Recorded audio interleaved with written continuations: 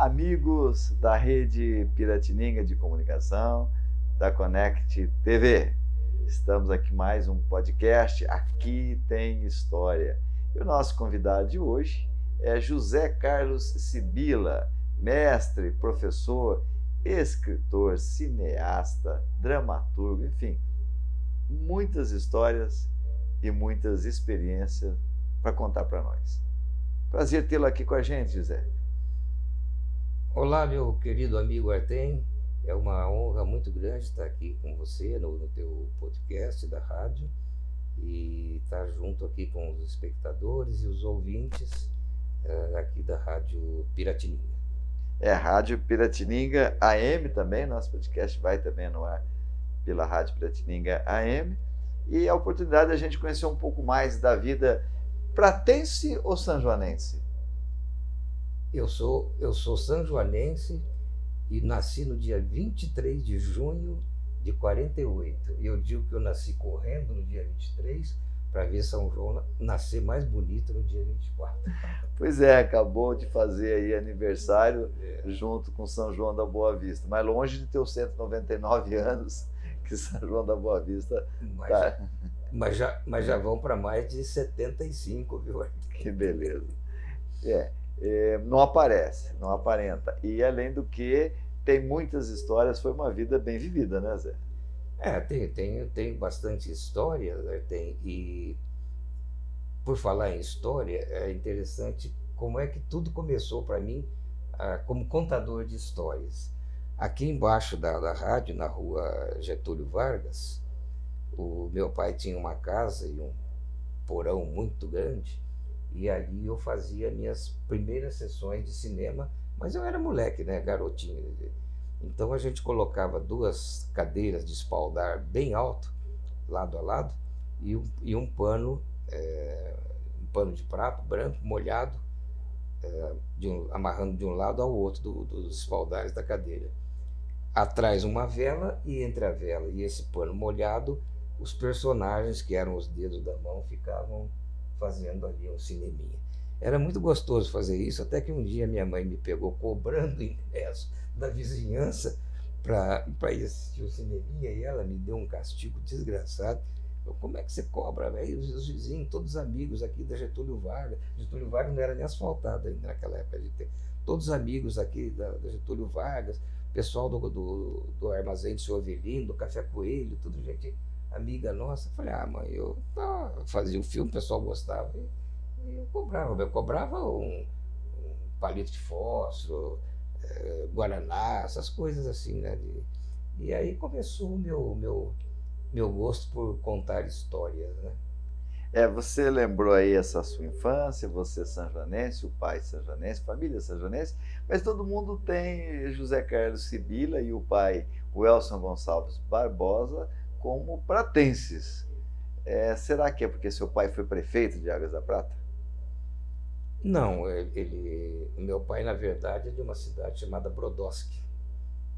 Diz ele que nasceu lá, ele, o Portinari e os abacaxis. Conheço o Brodowski. Mas ele veio muito cedo para São João e foi muito moleque mesmo. Perdeu a mãe muito cedo, né? E veio para cá. E ele foi trabalhar no bar do Bar Teatro. Não sei se você se lembra, mas ali no teatro tinha um bar muito elegante, muito bonito na frente. Ele foi trabalhar lá e aí ficou aqui, fez a carreira dele como bancário, no Banco Mercantil, Banco Federal de Crédito, Bradesco. E depois ele foi para a política junto com o doutor Otávio da Silva Bastos. Foi vice-prefeito do Otávio da Silva Bastos. Foi vice-prefeito. Numa eleição que se elegia separado, né? O prefeito e o vice. Você escolheu os dois, né? E foram eleitos o doutor Otávio prefeito, que também foi brilhante, né? E o Elson Barbosa vice-prefeito. Ele foi eleito e eram separados, como você disse, né? O prefeito e o vice-prefeito. As candidaturas eram separadas, né? E dizem, eu não sei. Aí eu sei que a historiadora aí talvez possa me ajudar, mas diz que ele teve mais votos que o prefeito. E aí ele fez a carreira dele, iniciou a carreira dele da política, Até que um dia ele foi convidado a ser o prefeito lá de Águas da Prata. Mas ele não mudou para lá. Ele continuou morando em São João. Nós continuamos morando em São João. E eu, pessoalmente, não... Eu era muito moleque, mas eu, pessoalmente, não queria muito que ele aceitasse essa indicação, porque, para mim, o prefeito, enfim, o político tem que ser votado. E naquela época não era proibido o voto, né? Mas as pessoas lá de Águas da Prata dizem que até hoje foi o melhor, pelo menos o melhor administrador que a cidade já teve.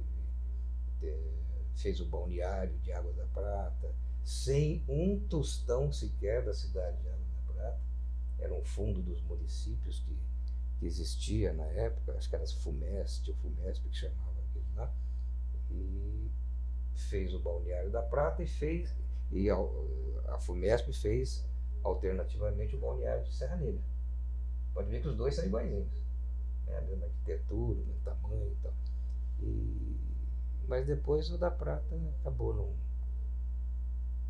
Foi muito bem, era ótimo. Você ia tomar um banho de água, não precisava marcar hora de tanta gente que ia lá, vinha de Poço, vinha de São João, aquela coisa toda, mas com o passar do tempo,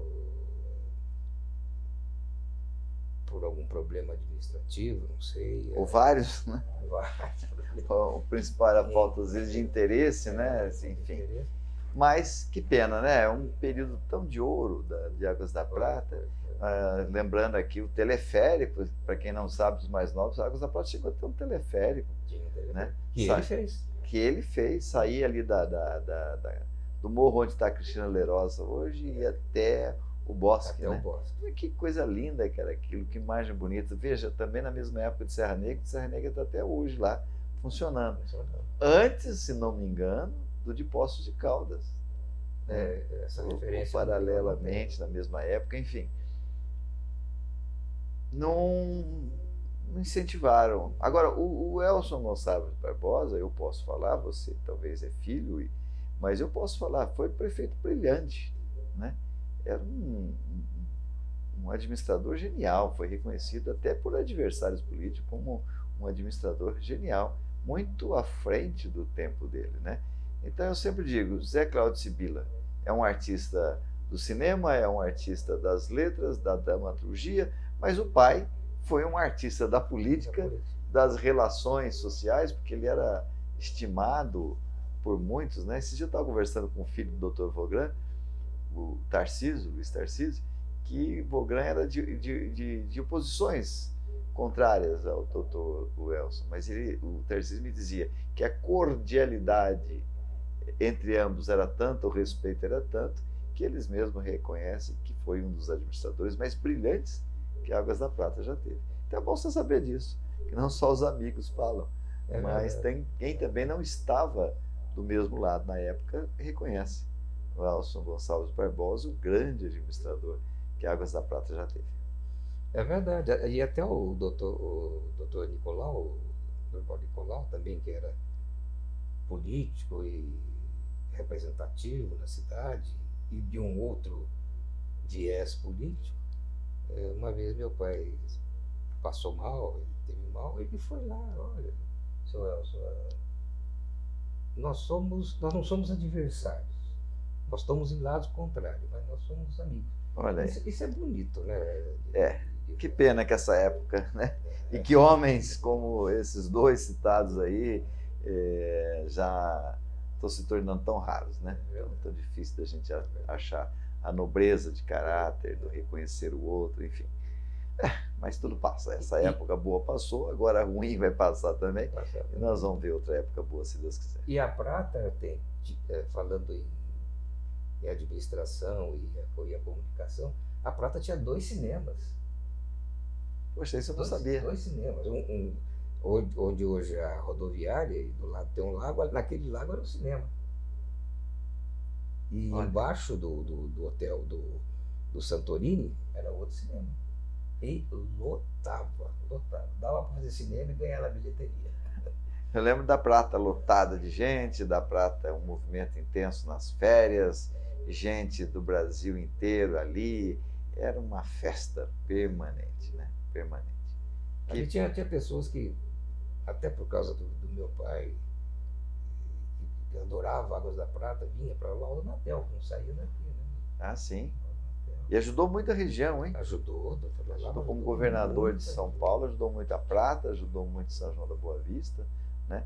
Grandes nomes aí da política transitavam aqui por Águas da Prata. Davi Nasser, que era outra pessoa que não saía daqui, inclusive acabou comprando uma Olavo Setúbal, que tem casa, a família até hoje tem casa em Águas da Prata. Mas nós vamos dar um rápido intervalo, daqui a pouquinho a gente volta para contar um pouquinho mais dessas histórias fascinantes de um passado que infelizmente, né, está ficando para trás. Mas também tem coisas modernas acontecendo, as obras do Zé Carlos, nós vamos tocar sobre isso, mas daqui a pouquinho a gente volta para continuar nessa nossa conversa.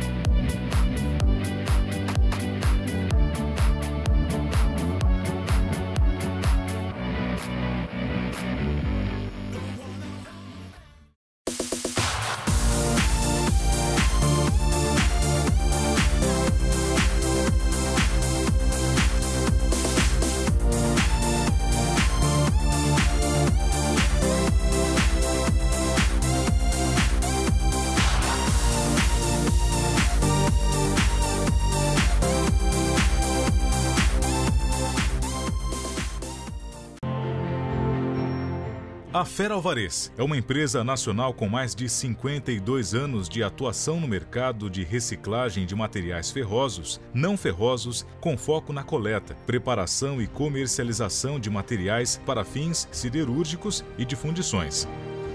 Contamos com uma frota própria de caminhões personalizados, equipados com sistemas de carga e descarga, entre outros, para atender os diversos tipos de demanda. Possuímos bases de coletas e entregas por regiões estratégicas e, assim, atender à atual necessidade do mercado nas regiões Sudeste, Sul e Centro-Oeste. Aliados a isso, uma equipe operacional, administrativa e comercial capacitada e experiente para atender toda a necessidade de fornecedores e clientes da Fera Alvarez Divisão Sucata, fator que oferece mais segurança e tranquilidade para todos os nossos parceiros. Fera Alvarez, soluções em aço.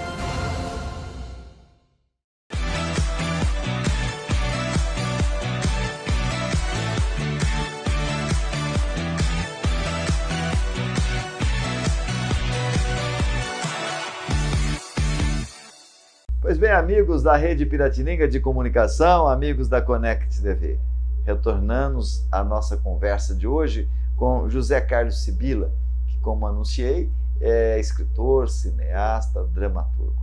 Né? Nós estávamos lembrando um pouquinho do pai, o Elcio Gonçalves Barbosa, e o tempo de ouro da nossa região aqui, de Águas da Prata principalmente, lembrando da movimentação que era Águas da Prata, da intensidade. José está me dizendo que chegou a ter 2 cinemas que lotavam. Tinham 2 cinemas, onde hoje é a rodoviária da Prata e tem um lago ao lado, ali era um cinema.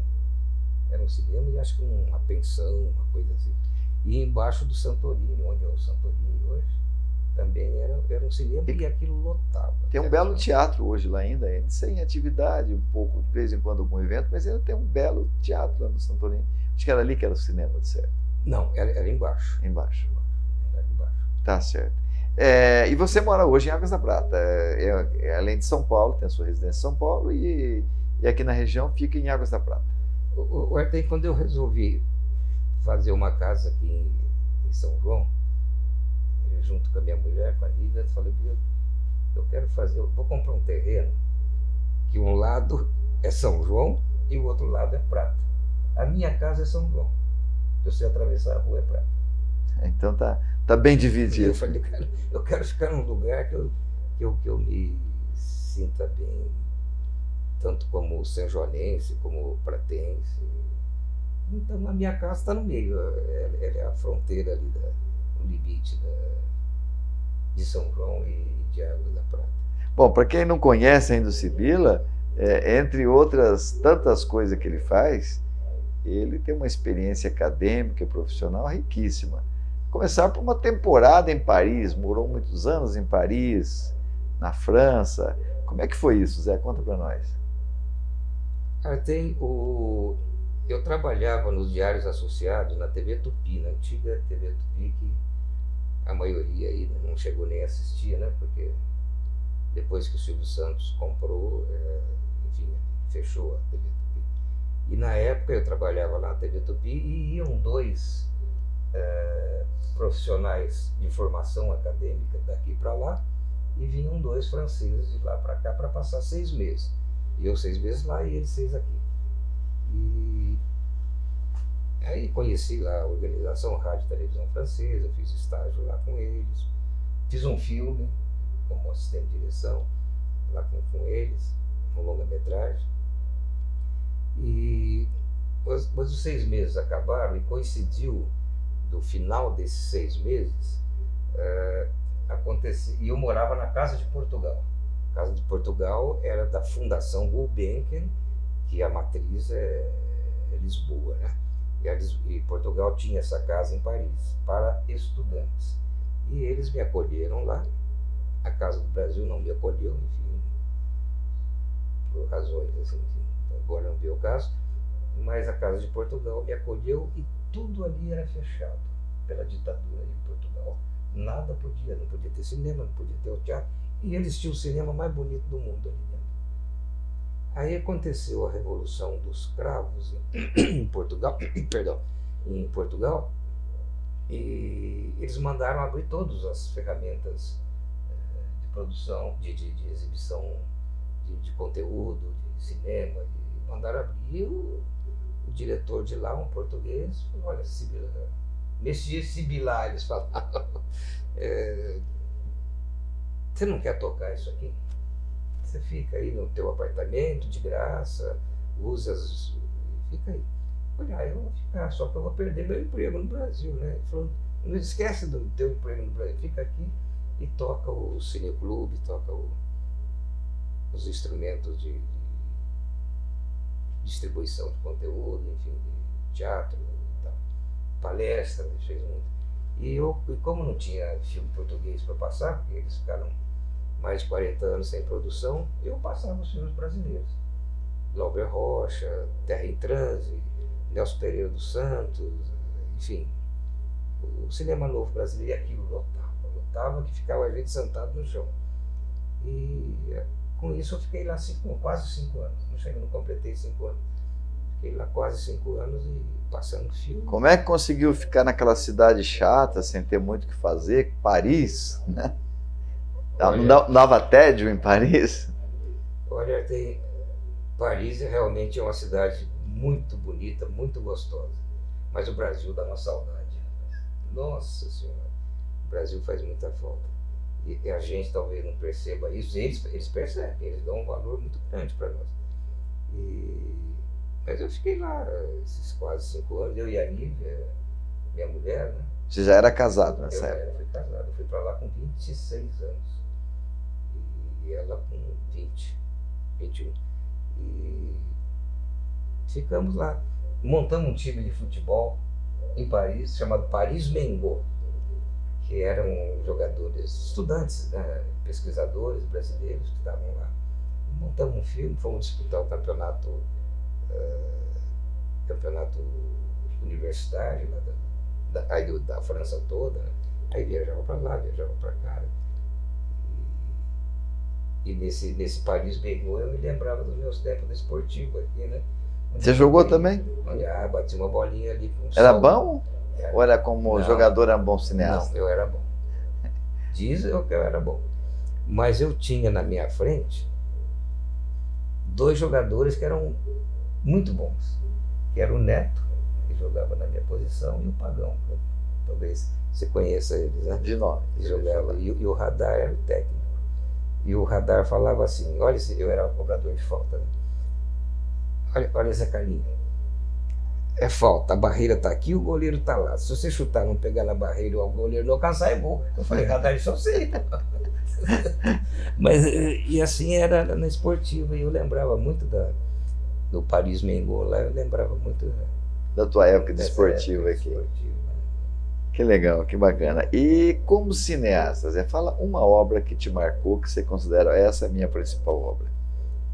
Olha, são recentes.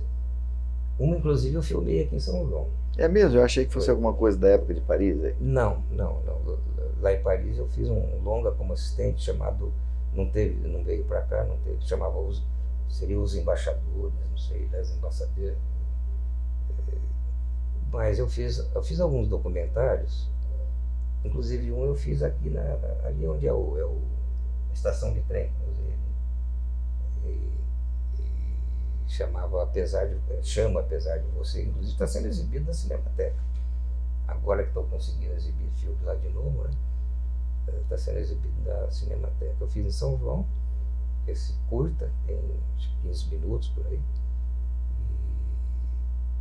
É só São Joanense que tem. O ator é São Joanense, o pessoal da produção, do Lima, da Silvia Ferrante, eles têm o equipamento, tem um estúdiozinho e tal.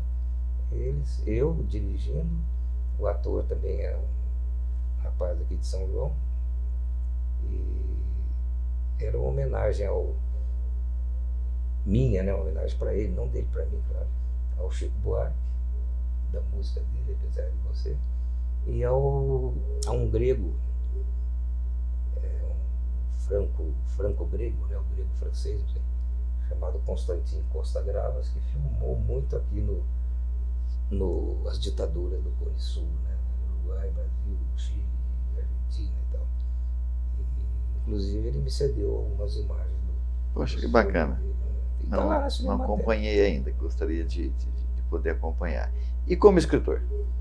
Então, o meu último livro é O Homem Sem Passado.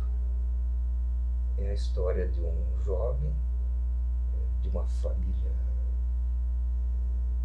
muito, muito rica, mas rico que eu estou falando de bilhardário, né? E eles são perseguidos por um golpe numa república da América Latina.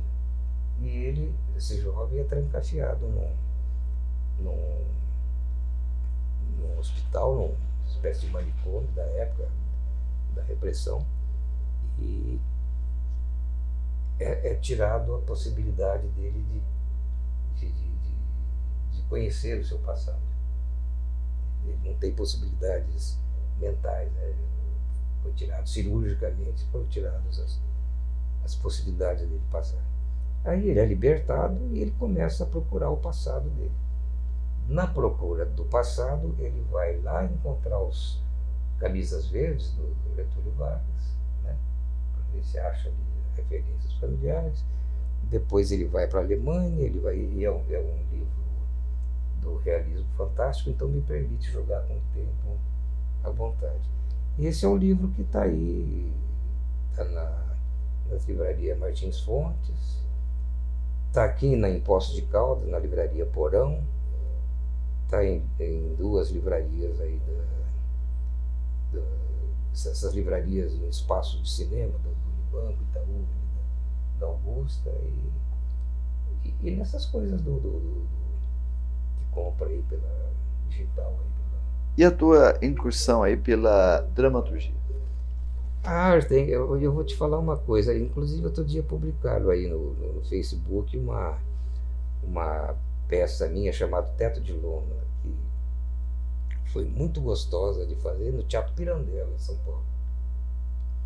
E milagrosamente nós ficamos 4 meses em cartaz com boa receita, bom público, né? E no outro dia eu vi o cartaz aí publicado. E agora eu estou com uma peça, a escrita, né? Não sei se eu vou conseguir montar, que se chama Supremos Decaídos. Que é uma história que se passa entre algumas divindades gregas, romanas, egípcias, brasileiras que ninguém conhece, os deuses brasileiros. Conhece os afro-brasileiros, mas os deuses brasileiros da mitologia indígena ninguém conhece. Ou pouca gente conhece. E é linda, maravilhosa. E essa peça é o encontro desses deuses com o Papa. Poxa. E se passa na época do Renascimento. Interessante. Meu caro Zé, o papo está muito bom. Eu acho que muita gente teve prazer de te conhecer um pouco melhor aqui, quem já conhecia, e ter o primeiro contato com você, quem ainda não tinha tido esse prazer, essa oportunidade. Eu quero dizer que fiquei muito feliz de recebê-lo aqui e está à disposição, viu? Volte todas as vezes que tiver boas histórias, eu sei que você sempre tem. Então volte sempre para falar conosco aqui. Venho sim, tenho, muito obrigado pelo convite. Eu só encerrando aqui, eu queria fazer um apelo à comunidade são-joanense, porque nós temos teatro lá embaixo na estação, temos teatro lá em como é que chama lá em cima, na saída para Guaí, lá CEAGESP? CEAGESP. Temos o nosso teatro maravilhoso, mas teatro não é parede. São João precisa ter a noção que teatro precisa investir no ser humano. Que bom que você falou isso, isso é muito importante. Tem algumas cidades aí no interior de São Paulo que já tem. No Nordeste tem muito, mas no interior de São Paulo já tem. Vem lá no IPTU, 0,00 não sei quanto por cento, obrigatório para aplicar em cultura. É isso que precisa. Pois é, aqui em São João estamos um pouco desvirtuados nisso. Todo espaço um pouco mais antigo que fica à disposição, não vamos fazer algo para a cultura. Tem um monte de espaços físicos para a cultura, mas o artista mesmo um pouco incentivado nessa cidade de tantos artistas e de tantas histórias. É verdade. E isso, no teu post, no teu podcast anterior, que eu sei, vi, a Ana falou no brilho dos olhos da criança. É a cultura que traz esse brilho. Não tenha dúvida. Os momentos lúdicos, né, as coisas bonitas, lúdicos, não são os prédios. Não é prédio. Prédio é importante, a arquitetura, sim, aquela preserva. Coisa toda, mas precisa investir no ser humano. É o ser humano, na arquitetura do ser humano. É isso que São João talvez não se apercebeu muito ainda. Ótima observação, Zé. Muito obrigado aqui mais uma vez por sua presença aqui na Rede Piratininga de Comunicação. Estamos aí, Artem, voltamos a conversar, né? Trabalhando juntos na FAI em bons tempos. Bons tempos. Estamos aí. Um abraço a todos.